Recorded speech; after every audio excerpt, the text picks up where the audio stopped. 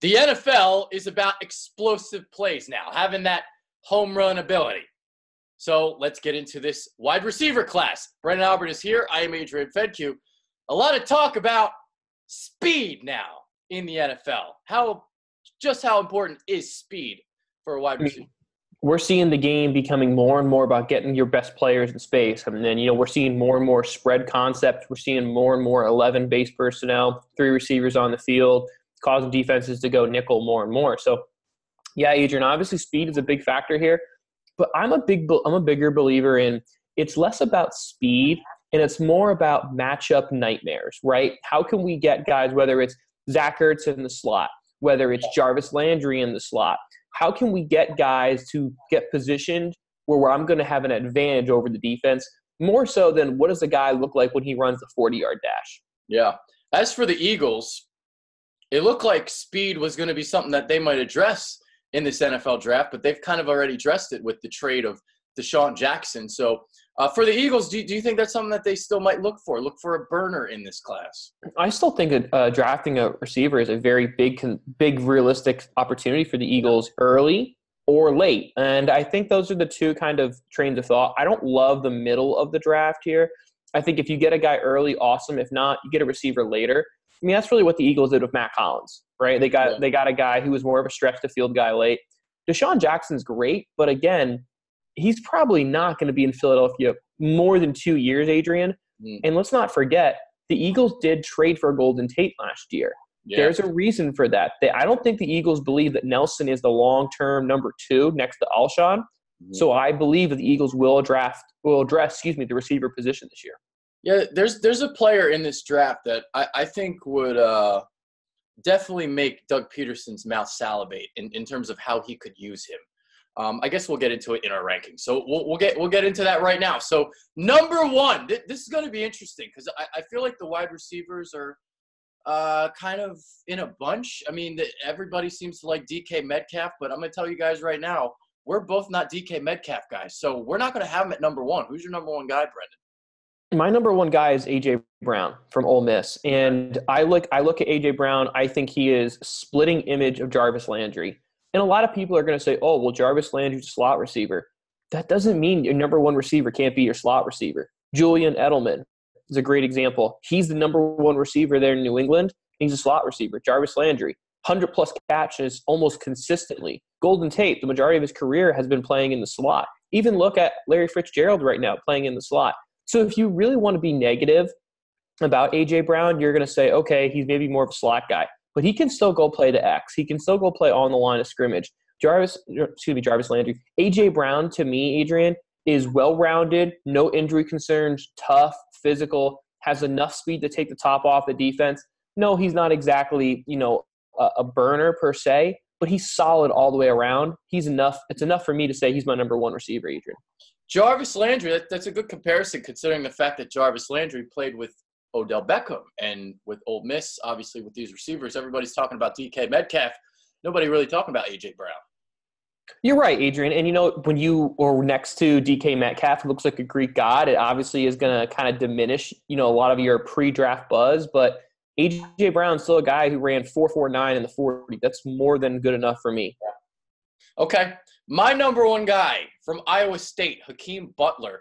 So 6'5", 225, explosive fluidity for his size, uses that raw strength of his after the catch. Now, the thing about after the catch, see, in the Big 12, you can kind of get away with that, but not having a lot of suddenness. I don't know if that's going to really work in the NFL. But 6'5", 225 with movement skills and just his ability to snatch the ball out of the air. I really like Hakeem Butler. He's going to be my number 1 guy considering there's not really an elite receiver in this class, so I'm going to go with Hakeem Butler here. I understand what you're saying. I mean, 6'5", ran a 4.48. That's, eye-popping numbers here. And obviously having the vertical of 36 inches, he's probably the best, take the ball off the rim, high rebound, high point the football guy in the draft. So I understand what you're saying that, Adrian. I don't have Butler in my top 5. Largest reason, his biggest knock is drops. Yeah. And you're talking to a guy whose favorite team drafted Brashon Perriman, and his biggest knock was drops. So I can't have a guy ranked highly unless I'm 100% confident in his hands. Yeah, I seem to like those 50-50 guys. for some reason. Because my second guy is also a 50-50 guy, and that's N'Keal Harry out of Arizona State. So another guy, best in contested situations, knows how to contort his body, awareness, body control. That's what he's about. N'Keal Harry out of Arizona State. And that's a good one, Adrian. I have him a little bit later, so I'm going to go with my number 2. My number 2 is Marquise Brown. You want to talk about DeSean Jackson? This is as close to DeSean Jackson as I can remember in quite some time. Explosive guy, able to take the ball and return it and make it a 60, 70, 80-yard play anytime he gets the ball in his hands. Flip side, just like DeSean Jackson, durability and size. 5'10", 160, 170 pounds.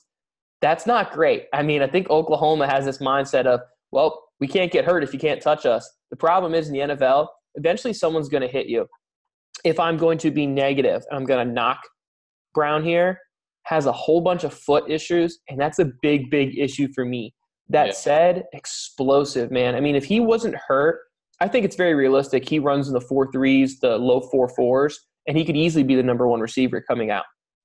He was the guy I was talking about that Doug Peterson would salivate about.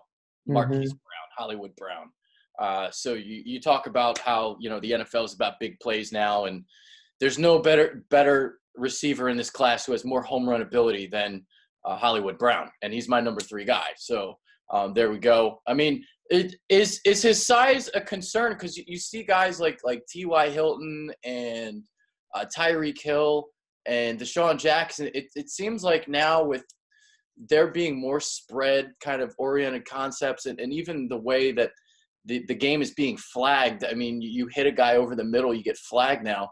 Is that helping these little guys? It is, Adrian, but here's my flip side. Whether you get the 15-yard penalty or not, when you get hit that hard, you still have to get back up. Yeah. And you talked about T.Y., you talked about Tyreek, obviously super explosive. But besides that, I can't tell you many guys that are that size that have had the durability. I can tell you a whole bunch of guys, on the other hand, who I thought were going to be these flyers and just never ended up long-term because of the durability concerns. Yeah, and these guys like Hilton and DeSean Jackson, they do miss a couple games a year. So this is something you definitely have to worry about. Who do you kind of compare him to? Is there really a comp for him? I think DeSean Jackson. Yeah, because he's even a little small. He's smaller than DeSean Jackson. Yeah, I think DeSean Jackson is the closest person to put here. And I say that because not only of his explosiveness, but also because of his durability concerns. If he didn't have the durability concerns, I think T.Y. is probably a better fit because I think T.Y. is a little more durable than DeSean Jackson. But I think that's probably a fair comp, Adrian, either one of those guys. Okay. So he's my number 3. Who's your number 3? Then I go N'Keal Harry from Arizona State. N'Keal Harry is another one of those guys, Adrian, like you said, jump ball, go get it. Reminds me a lot of Allen Robinson, now with the Chicago Bears. Yeah. More of a traditional X receiver, run after the catch guy. But he doesn't really blow you away with anything athletically. Everything he does is really, really good. But my worry about him is I worry about N'Keal Harry's upside. I worry that he's never going to be a guy who's really going to be able to consistently separate. Because if we're talking about Allen Robinson, we're talking about Alshon Jeffery, those guys who maybe aren't elite at separating at the top of their route, but are elite at body control and catching the football. I also could say the downside is Laquan Treadwell, another one of those guys who he said, oh, well, he could be Alshon. Yeah, or he could never separate. And if he doesn't have elite body control in the league, he's not going to be anything special. The upside is why I put Butler ahead of Harry. That's why, because they to me are like almost the same player. But I put Butler for the upside. But you're right about the drops. I mean, that's definitely a concern. As a receiver, you should be able to catch the football, right? All right, so our number 4 is going to be DK Metcalf. And, instead of talking about him, how about you discuss why you have him at number 4 and not at number 1? Well, neck injury is a pretty big freaking reason. That's my first thing. The other big reason I have an issue with him, I think he's still running his 3-cone because it was so bad. So let's kind of first talk, Adrian, a little bit about why he's, getting all this hype. And I understand why he's getting the hype, okay? 6'3", 228, 4.43 in the 40, 40-plus inch vertical, 134 in the broad jump. These are awesome. All of these numbers here are fantastic. I get it. But let's talk about the flip side. missed an entire season because of a neck injury. That's a pretty scary thing. It's not like we're talking about something like, oh, he had a wrist injury. No, this is a neck. Like, this is a career-ending situation, missed an entire season. So he's going to be one of those guys, folks, that a lot of people, don't be surprised if teams actually medically DQ him.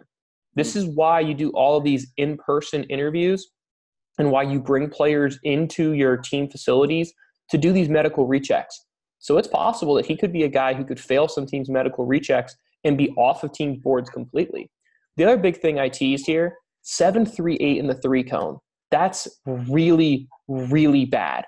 And we talk about the 3-cone, and I think a great example of a guy like this is Michael Thomas here from the New Orleans Saints, a guy who he is quicker than fast, and that's what we talk about here when we say guys who are really going to be able to separate at the top of their routes. That's my concern with DK Metcalf.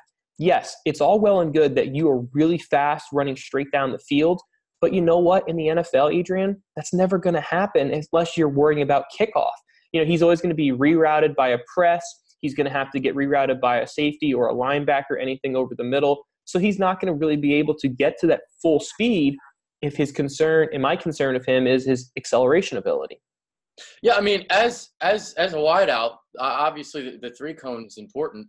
Now, the thing about him, I mean, you talk about you can't just run a straight line. You got to have the quickness and suddenness off the line of scrimmage to beat the press and then get up and down the field and accelerate. So completely with you there. And the other concern that people seem to have is his limited route tree. And the other thing is the language. I've read into this. The language at Ole Miss is very limited. And when these receivers get to the NFL, like a Laquan Treadwell, it's very overwhelming, the language of the NFL. Have you heard about that at all? Absolutely. I mean, this 1,000% is a real thing. I mean, Texas Tech, Baylor, all these type of spread teams, this is 1,000% a real kind of thing. There's a lot of times in these spread offenses, they'll say, hey, if you play X, you run 1 of 6 routes. If you run Y, you run 1 of 10 routes. Now, the flip side is, Adrian, I don't fault the school.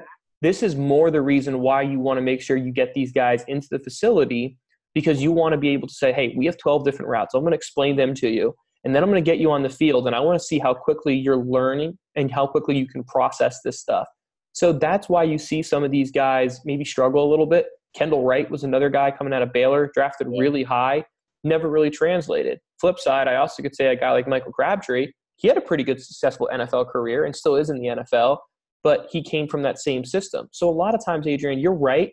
That's definitely a negative thing to put on all these players.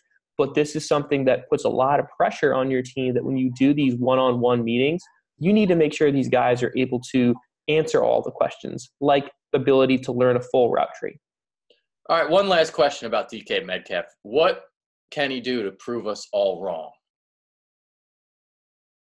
That's a great question. I think for him, he's going to be someone where he needs to go into the right situation. Now, I don't think he's ever going to be – he's not going to be able to answer that 3-cone concern. So as I mentioned, he was like a 7.3. To put this in comparison, guys. What's a good 3-cone, just for people out there who may not understand, like 3-cone times? 6.95. Yeah. That's kind of my number I think about. I mean, the best guy this year was a 6.77. Yeah. Best all-time is a 6.42. So the 3-cone, these are – to me, this is more important than what your 40-yard dash time is, because your 40-yard dash is important for the people out there, because people look at 40 and it's like everything. It is, and I think it's because it's exciting to say, wow, look how fast this guy is running straight, but you don't run straight in the NFL. Like, next to never are you getting a free release where you run 40 yards uncontested down the field. The 3-cone is more about how quickly you can stop and start, rechange your direction. To me, Adrian, if you're around a 7, I'm not concerned. If you're above a 7.1, I'm starting to be a little worried. You're above a 7.2, you're starting to be a major concern for me, because, again, the 3-cone, this is your stop-start ability. But what do you think route running is? Route running is all about your ability to accelerate and decelerate quickly. Yep, exactly. All right, so let's get into our number 5 guy. Who you got number 5? So my number 5 guy here is Parris Campbell from Ohio State. Okay. So when I'm thinking about, things you can't teach, speed is obviously one of them. Mm-hmm. So Parris Campbell is my guy I have here from the Buckeyes. I think the one thing that we have to talk about with Parris Campbell is He's a little thicker than people would expect. Came in at 205 pounds, which is definitely thicker. Yes, he's 5'11", but he's a pretty thick 5'11". I think his comparison is like a Cordell Patterson. I think his biggest thing when we look at the tape, a lot of his stuff was just crossing patterns. Simple. Crossing patterns, crossing patterns, crossing patterns. That said, when he got the ball in his hands, it's very hard to catch him. Yep. He's my number 5 guy, Adrian. I think he's a realistic fit, probably 25 to about 45 to 50. I think is where we see him go. Okay. All right. My number 5 is Kelvin Harmon out of NC State. So you got a guy here who can run a lot of different routes, also plays with physicality, and he's a guy that's going to be able to beat the press at the NFL level. So plays big, I should say, and very large catch radius. So that's my number 5. It's Kelvin Harmon. So we got a very different top 5, and I kind of expected this coming in because of how bunched these receivers seem to be. Yeah, I think that's all fair. Kelvin Harmon was a guy, Adrian, that it's not crazy. Some people have him as number 1. I know a guy that I've had the privilege of having on my podcast, Connor Rogers from Bleacher Report. He had him as one of his number 1 guys because he's so physical. Kind of reminds – he said a guy like Anquan Bolden was kind of how he reminded himself. I like that. The difference is Kelvin Harmon hasn't shown the run after a catch ability that Anquan Bolden has in his career. That's true. Yeah. Bolden very physical with the stiff arms after the catch, stuff like that. There you go. All right. So, there are some other receivers that I like. I like J.J. Sega-Whiteside, however you say his last name, from Stanford. You talked about A.J. Brown. It was up to A.J. Brown or Harmon as my number 5. So there's that. Any deep sleepers at the wide receiver position that you like? A lot. I think this is why I think you can go one of 2 ways with the Eagles. If one of those top 5 receivers sitting on the board when the Eagles are picking, I think it's a good idea for the Eagles to take one of those guys because it's really hard to get a prime receiver that late in the first round. Or the other option is you can go later. You can go Lodge from Ole Miss. He's a guy I kind of have circled with high upside. And I say that because he's going to see 3 of his pass-catching teammates selected before him. So the knock on him coming out of Ole Miss was lack of production, doesn't have as much numbers. Well, it's kind of hard to have production when you have 3 guys on your team who are probably going to go in the first 2 rounds before you.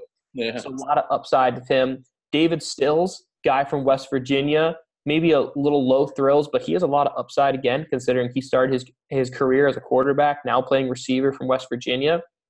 A whole bunch of other guys. Anthony Johnson's from Buffalo, a guy who does a really nice job at using his body to be able to shield off defenders. He could be a vertical threat. There's a lot of guys here, Adrian. I think the one I would circle is Preston Williams from Colorado State. Preston Williams, from a skill set perspective, if you put on the film, he will make some plays that you will say, holy crap, this guy looks like Julio Jones. Just physical freak. The flip side is he has a lot of mental errors, and he also has a big domestic violence charge in his recent history coming out of Colorado State. Didn't test as well as you would hope for at his pro day. He's probably going to be a guy selected in the 6th round, but his upside is through the roof. If he didn't have all the off-field stuff, he's probably a guy sitting in the 2nd, 3rd round. So for the Philadelphia Eagles, let's say you don't go receiver early, Preston Williams is maybe a guy you take a flyer on late on day 3 and hope he cleans up his stuff off the field because his upside is very high. I got a potential slot guy, but I don't know if the Eagles would even draft him. Andy Isabella out of UMass. I don't think he's going to be there because Andy Isabella, Adrian, I think he's too rich to go in the 2nd. I think he's really nicely slated in the 3rd round, and the Eagles don't have a 3rd round pick. Yeah, I wasn't sure if he would be a 4th round guy or not. So no, I feel pretty confident he'll be a 3rd round guy. Okay. All right. So here's the thing we're going to do. We're going to move on to tight ends right now, but we're going to do the tight ends real quick because, well, first thing, the Eagles already have Zach Ertz and Dallas Goedert and Richard Rodgers. They're really not going to be drafting a tight end here. So, and there we go. So this tight end rankings, you might as well just rank the Iowa tight ends, but there you go. So we'll just go through our top 5. So my number 1 is TJ Hawkinson out of Iowa. My number 2 is Noah Fant out of Iowa. And then you go to Stanford because they're tight end university. Go to Kaden Smith. Alabama, number 4 for Irv Smith. And then Jace Sternberger, my number 5 from Texas A&M. So there you go. Iowa just keeps producing tight ends. Yeah, I mean, hey, I don't have any major disagreements with you, Adrian. We have different agreement on 3. Hawkinson's number 1 for me. He's the most rounded tight end.